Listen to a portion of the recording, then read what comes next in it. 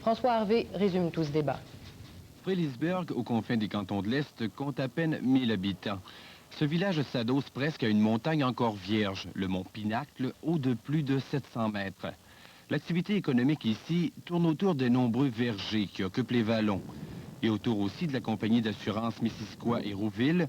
Quand ces 70 employés quittent leur travail à 4 heures, c'est l'heure de pointe à Frélisberg. Depuis 20 ans, le groupe des Ourdis possède 1500 acres de terre encore zonés agricoles au mont Pinacle. Ils songent à y aménager un centre de ski alpin et peut-être aussi un golf, le tout assorti de logements locatifs.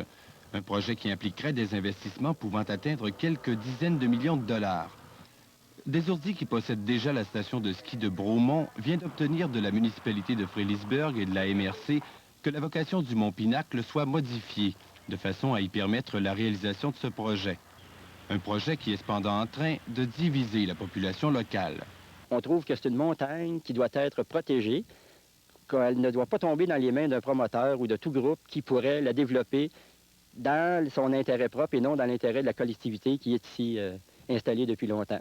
Je pense que pour les gens de Frélisberg, ce serait quand même un bon développement pour les résidents permanents. Ça ferait bouger un peu l'activité économique dans la place. Les opposants n'ont d'ailleurs pas été tendres envers l'administration municipale. Oh boy, là, il y a certains parmi eux qui prétendent que l'administration de la municipalité n'a pas les pouvoirs adéquats pour protéger un air du mont Pinacle comme tel. Et qu'est-ce que vous répondez à ça? Moi, je dis que oui. Tout ce débat n'a donc pas fini d'alimenter ici les discussions. Et il en provoquera aussi à Québec, où le gouvernement doit maintenant décider s'il soustraira le mont Pinacle de la protection que lui garantit toujours la loi du zonage agricole. Ici François Harvey à Frélisberg. Les 14 employés d'AMC Renault de Saint-Bruno qui ont perdu leur emploi ont finalement...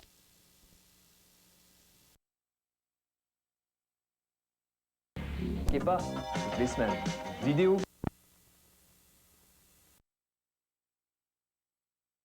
Dans les cantons de l'Est. Grâce à des investissements de 65 millions de dollars, on y aménagera bientôt un terrain de golf, des pistes de ski et on y construira aussi des condominiums. François Harvey raconte. Regardez bien cette montagne, le mont Pinacle, c'est peut-être bien la dernière fois que vous la voyez de la sorte. Le Pinacle s'élève à environ 700 mètres à l'est de la vallée de Frélisberg, dans les cantons de l'Est, à 1 kilomètre de la frontière du Vermont. Jusqu'à tout récemment, il était pour une large part propriété de Germain et Marcel Desourdis, de farouches entrepreneurs bien connus dans la région. Les Desourdis ont demandé et obtenu l'an dernier que le zonage de la montagne autorise son utilisation à des fins récréatives et donc son développement. Le débat qui suivit fut au centre l'automne dernier de la campagne électorale municipale qui vit les partisans du développement remporter les élections. Le 28 mai dernier, environ 1500 acres du Pinacle ont changé de main. Les Desourdis ont vendu aux entreprises Cibeca, dont le siège social est ici, à Ville-Mont-Royal. Ils ont du même coup consenti une hypothèque de 600 000 $ à 10 % d'intérêt à Cibeca, remboursable en 1 an. Frélisberg compte 300 maisons. On construira ici 350 condominiums, on aménagera des pistes de ski, il y aura un golf, des stationnements, des bâtiments communs. Une calotte de végétation sera tout de même conservée dans les derniers 30 mètres du sommet. Le tout sera une sorte de club privé. 900 membres paieront 20 000 $ chacun leur part de montagne. Ça se vendra comme des petits pains. Pierre Tellier est avocat. On l'a rencontré à son bureau chez Sofati.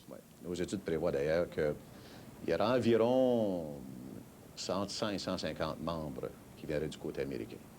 Alors, il va y avoir une désagrégation du tissu social de Frélisberg. Là, vous allez donner la majorité au conseil à des non-résidents.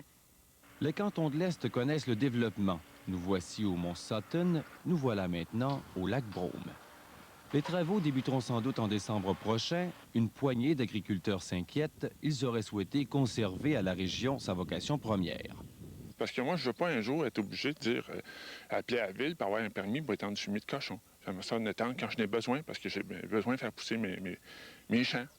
Le maire de Frélisberg, enfin, un commerçant, veut revitaliser le village. Nos projets de revissante qu'on avait, de rehausser la qualité de vie des gens de Fredericksburg sont encore là. Belle occasion donc pour visiter les cantons de l'Est que de venir voir le Mont-Pinacle. D'ici peu, le paysage ici ne sera plus jamais le même. Ici François Harvey à Frédéricsburg.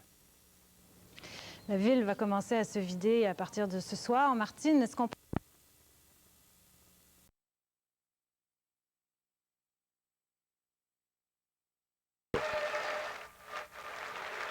de Macintosh, les pommes ont plus d'un visage. Josée Blanchette nous les fait connaître. Allons la rejoindre dans un verger de Frédéricsburg, en Estrie. À une centaine de kilomètres de Montréal se trouvent 92 des plus beaux vergers de la province. Au cœur de la pomme se spécialise dans la culture de pommiers nains. Ce verger de 6000 pommiers à proximité des montagnes du Vermont bénéficie d'un microclimat idéal pour les arbres fruitiers. Nous avons choisi de cultiver des arbres nains parce que, pour deux raisons. Un, l'arbre nain produit au bout de 3 ou 4 ans sa première production de pommes. Et deuxièmement, l'arbre nain, en étant plus petit, produit moins de feuilles, il produit moins de bois, donc il produit de plus belles pommes de qualité meilleure. Une douzaine de variétés de pommes sont disponibles au Québec du début du mois d'août à la fin octobre. Présentement, la Macintosh si populaire, la Spartan, la Cortland et la Empire ont chacune leur particularité. Au kiosque des Levasseurs, on peut se procurer des pommes de première qualité à 10 $ le boisseau, soit 42 livres bien pesés. Les sous-produits de la pomme sont également intéressants, que ce soit le miel aux fleurs de pomme, la gelée de pomme, de pommettes ou encore le beurre de pomme à tartiner. Tous ces produits sont confectionnés artisanalement par Hélène Levasseur. Pour la cuisson, c'est la Macintosh finalement qui fait le meilleur genre de cuisson, que ce soit au niveau marinade, confiture ou gelée. On se sert aussi de la Cortland spécialement pour faire des tartes ou bien pour faire des salades parce que la pomme ne s'oxyde pas, elle reste blanche. Les confitures de pommes avec kiwi, pêche, fraises, framboises ou rhubarbe, tout comme les ketchup et les marinades à base de pommes, ont la saveur des conserves d'antan. Au vinaigre de cidre, on ajoute des fines herbes du jardin. Mais prenez plutôt un bon verre de jus de pomme brute, c'est définitivement meilleur au goût. Une idée intéressante, vous pouvez louer un pommier à l'année dans ce verger. Ainsi, vous vous assurez les fruits de la récolte 1989 sous forme de pommes ou de confiture. Le coût de ce bail original est de 29 $ plus les frais d'envoi. Pomme de reinette ou pomme d'api, laissez-vous tomber dans la potion magique et buvez le fruit défendu, il n'en sera que meilleur. Josée Blanchette pour Montréal ce soir. Ici Catherine Kovacs. Qu'est-ce qui arrive à nos terres agricoles? Est-il vrai qu'elles sont grandement menacées par les villes qui veulent s'étendre? Le projet de la ferme Sibeka de construire un centre de ski de 45 millions de dollars au Mont-Pinacle à Fredericksburg ne plaît pas à une partie de la population qui s'oppose donc à un règlement de changement de zonage pour la montagne. Hier soir, une foule de gens, des opposants, sont venus exiger des 23 maires de la MRC que le projet de dézonage soit retiré. La proposition de la CPTA dézonerait environ 1000 hectares autour de la montagne. Les citoyens ici présents veulent vous dire que c'est inacceptable de procéder ainsi.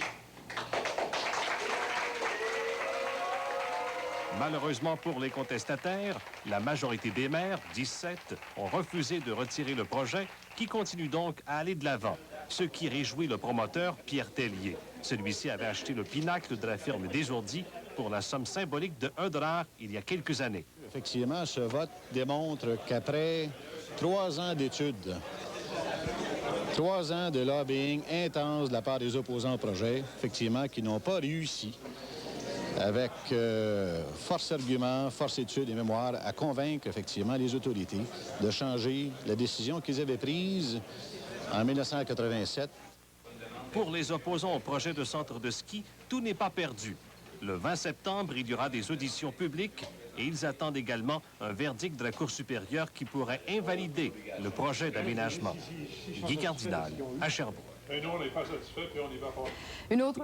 Exemple, les Mont-Royal, Saint-Bruno, Saint-Hilaire. Ces trois-là, justement, profitent d'une certaine forme de protection, mais plusieurs autres appartiennent à des particuliers. Or, dans ces cas, s'il surgit entre les usagers actuels ou potentiels une mésentente quelconque sur la forme d'utilisation ou de développement de la montagne, nous nous retrouvons en plein cul-de-sac. Car il n'existe pour l'heure aucune autorité capable d'imposer un mode d'emploi des sites naturels en terrain privé compatible avec leur conservation, fût-elle minimale. Notre reportage vous propose deux exemples de montagnes à propos desquelles des conflits d'utilisation ont surgi, les monts Rigaud et Pinacle.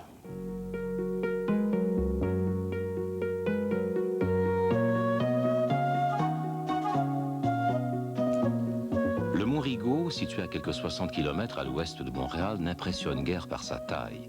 De fait, vu de l'est, il ressemble à une longue colline brisant à peine la ligne d'horizon. Mais de son sommet, on a une vue imprenable sur toute la plaine agricole l'entourant et sur le village de Rigaud. Cette montagnette retient pourtant l'attention depuis longtemps parce qu'elle est intéressante à plus d'un titre. Une des richesses de la montagne de Rigaud, ce sont